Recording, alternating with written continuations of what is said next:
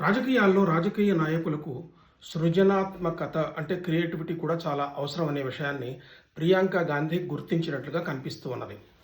ఆమె పార్లమెంటుకి వచ్చిన మొట్టమొదటి రోజు ఆమె చేసిన ఉపన్యాసము, ఆ తరువాత ఆమె పాలస్తీనా మార్కు బ్యాగ్ పట్టుకొని రావటము, ఈ తరహా నిరసనని ఆమె కొనసాగిస్తూ ఉన్నది. ఇది ఒక కొత్త రకమైన నిరసన అని చెప్పుకోవచ్చు.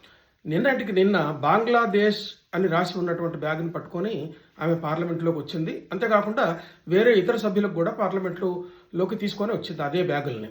ఈ బ్యాగుల మీద రాసింది ఏంటంటే, బంగ్లాదేశ్లో జరుగుతున్న హింసకు మేము హిందువులను గురించి ముస్లింలను గురించి కూడా కాపాడాలని చెప్పి ప్రభుత్వం చర్యలు తీసుకోవాలని చెప్పి ఆమె చెప్పింది.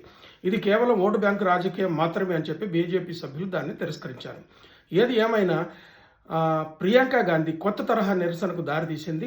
అంతేకాకుండా ఓటు బ్యాంకు రాజకీయానికి, సంతృప్తీకరణ రాజకీయానికి తాను దూరం కాదని చెప్పింది.